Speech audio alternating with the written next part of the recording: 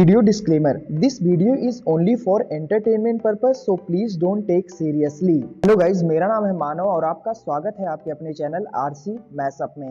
Guys, आज के इस वीडियो में हम देखने वाले हैं एक कमाल के मैशअप रिएक्शन को। अगर आपको ये मैशअप रिएक्शन की वीडियो पसंद आएगी तो वीडियो को लाइक और शेयर जरूर कर दीजिएगा और चैनल पे नए हैं तो चैनल को सब्सक्राइब जरूर कर लीजिएगा। Thank you. तो गाइज, आगे की बात हम वीडियो खत्म होने के बाद करते हैं, तो चलिए इस कमाल के मैशअप रिएक्शन की वीडियो की शुरुआत करते हैं। Hope you will enjoy. काम कर रही थी, पूरा बना रही थी, उनके साथ भी ऐसी डील की है कि इतना महंगे को मतलब काम को उन्होंने इतना सस्ते में करवा रहे हैं। और आई एम श्योर उसका भी पैसा नहीं इन्होंने दिया होगा, वो वहां पे भी पैसा इंडियन कंपनीज का जो है, जिनको ठेकेदार बोल रहे हैं, उनका भी पैसा अटका के ये लोग बैठे हुए, क्योंकि रशिया का पैसा तो हटा के बैठे हुए थे। उन्होंने तो, रशिया ने तो अल्टीमेटम दे दिया कि भैया इतना तुमको हमको है, तुमने इतना हमें 18 या 20 तारीख का कुछ उन्होंने अल्टीमेटम दिया था, तब तक जो है वो पैसा वापस करो। अब यहाँ पे इंडियन कंपनी ये बना रही थी, ये न्यूक्लियर प्लांट का काम इंडियन कंपनी कर रही थी, और यहाँ पे इन्होंने जो है बखेड़े किए हुए। और ये देख लो, शेख हसीना भी, वो भी उस एंगल से सोच रही थी कि कैसे मैं अपनी देश को, कि बांग्लादेश में शेख हसीना की सरकार चले जाने के बाद उनका पहला न्यूक्लियर पावर प्लांट आधे रास्ते में ही लटक चुका है। यानी कि बांग्लादेश की नई सरकार को भारत की तरफ से एक के बाद एक नए झटके मिलना शुरू हो चुके हैं, और बांग्लादेश के लिए इस न्यूक्लियर पावर प्लांट का आधे रास्ते में ही रुक जाना उनके लिए किसी सदमे से लोन तो चुका नहीं पा रहे हैं, सब फोकट में बनवा रहे थे। इतना ज्यादा उपयोगी न्यूक्लियर पावर प्लांट था कि इस न्यूक्लियर पावर प्लांट के बनकर तैयार होने का इंतजार बांग्लादेश के सभी लोग कर रहे थे।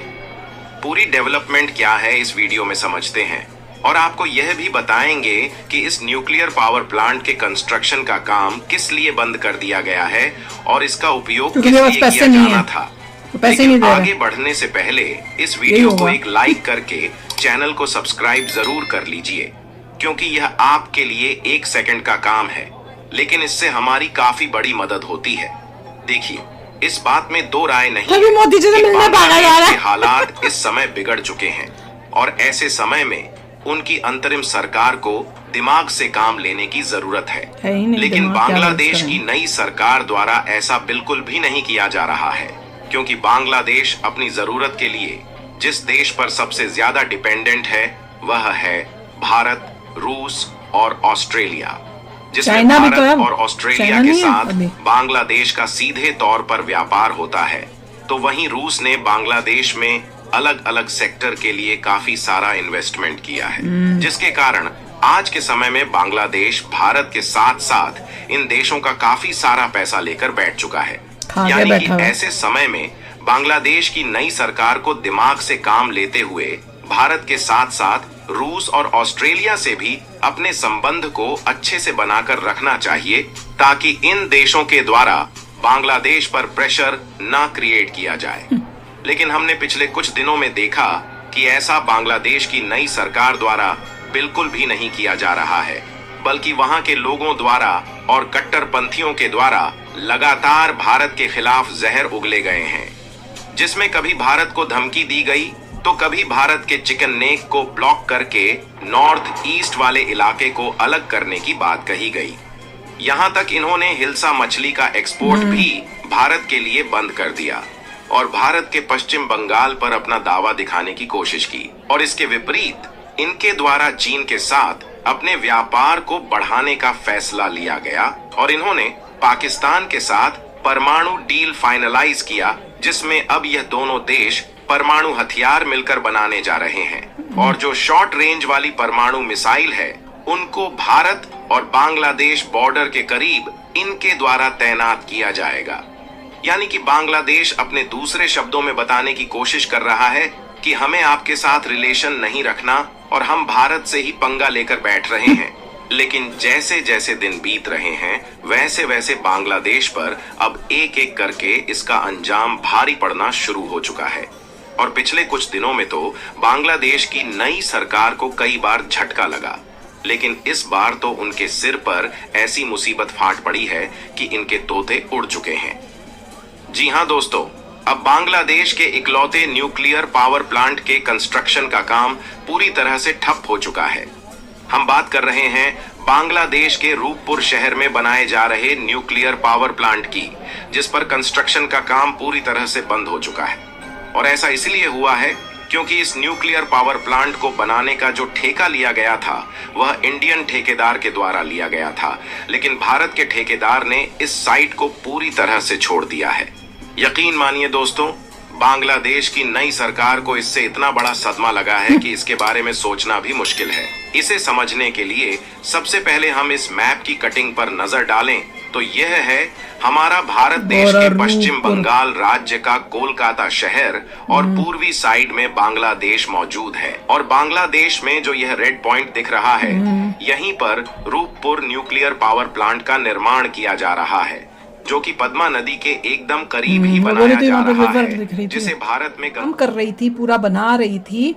उनके साथ भी ऐसी डील की है कि इतना महंगे को मतलब काम को उन्होंने इतना सस्ते में करवा रहे हैं। और आई एम श्योर उसका भी पैसा नहीं इन्होंने दिया होगा, वो वहां पे भी पैसा इंडियन कंपनीज का जो है, जिनको ठेकेदार बोल रहे हैं, उनका भी पैसा अटका के ये लोग बैठे होंगे, क्योंकि रशिया का पैसा तो हटा के बैठे हुए थे।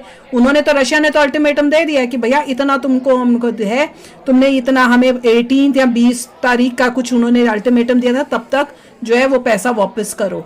अब यहाँ पे इंडियन कंपनी ये बना रही थी, ये न्यूक्लियर प्लांट का काम इंडियन कंपनी कर रही थी, और यहाँ पे इन्होंने जो है बखेड़े किए हुए। और ये देख लो, शेख हसीना भी, वो भी उस एंगल से सोच रही थी कि कैसे मैं अपनी देश को इंडिया से जो है जितनी डिपेंडेंसी है कि हम उनसे बिजली लेते हैं, सब लेते हैं, डिपेंडेंट है, इसको धीरे धीरे खत्म करूं। उसका भी यही चल रहा था। वो चाइना से भी बातें कर रही थी, और जो रशिया ने हेल्प की है इसकी बांग्लादेश की, वो इसलिए की होगी क्योंकि इंडिया के रिलेशनशिप रशिया से अच्छे हैं, और इंडिया ने ही इनकी बात कराई होगी बांग्लादेश की रशिया के साथ, जिसकी वजह से इनको ये न्यूक्लियर जो प्लांट बन रहा है उसका फायदा हो रहा था। तो इंडिया के साथ दोस्ती करके फायदा कैसे उठाना है, दे न्यू। और उसके बाद जो अब नेक्स्ट गवर्नमेंट आई है वो तो उससे भी एक्सट्रीम है कि उसने तो भैया पूरा पंगा ही ले लिया इंडिया के साथ। शेख हसीना का काम ये था कि भाई मैं पहले अपनी कंट्री को इंडिपेंडेंट करती हूँ, उसके बाद देखेंगे, क्योंकि वो भी चाइना के पास जा रही थी। तो अगर कोई बोलेगा कि नहीं शेख हसीना तो कंप्लीटली इंडिया के साथ थी, टोटली रॉन्ग, मैं एग्री नहीं करूंगी, क्योंकि वो चाइना के साथ धीरे धीरे जा रही थी, वो कोशिश कर रही थी, और वो इंडिया को काइंड ऑफ मतलब कहते हैं ना कि दिखाने के लिए कि मैं तो चाइना की तरफ जा रही हूँ ताकि इंडिया मुझे और फायदा दे, उसका वो एंगल था। पर एनीवे, अच्छा हुआ दूध का दूध पानी का पानी हो गया। इंडिया को पता चल गया कि बांग्लादेश में चल क्या रहा है, और अब जिस तरह से इनके न्यूक्लियर पावर प्लांट्स बंद हो रहे हैं, बिजली उनके पास इनफ है नहीं, तो अब धीरे धीरे इनका अंधकार का सीजन जो है वो शुरू हो गया है। तो आप भी शेयर करना अपने थॉट्स। चलते हैं, मिलेंगे नेक्स्ट वीडियो में बहुत ही जल्द। Till then take care and bye bye. तो अगर आप मेरे इस चैनल पे नए हो तो जल्दी से सब्सक्राइब के बटन को हिट करो और बेल आइकन को क्लिक करो, ताकि आपको मेरा जब नया वीडियो मैं लगाऊं आपको उसके बारे में जल्दी से पता चल जाए। गाइज, आपको यह मैसअप रिएक्शन का वीडियो कैसा लगा, अपने थॉट को नीचे वीडियो के कमेंट में जरूर बताइएगा। वीडियो पसंद आई हो तो वीडियो को लाइक जरूर कर दीजिएगा। चैनल पे नए हैं तो चैनल को सब्सक्राइब जरूर कर लीजिएगा। तो थैंक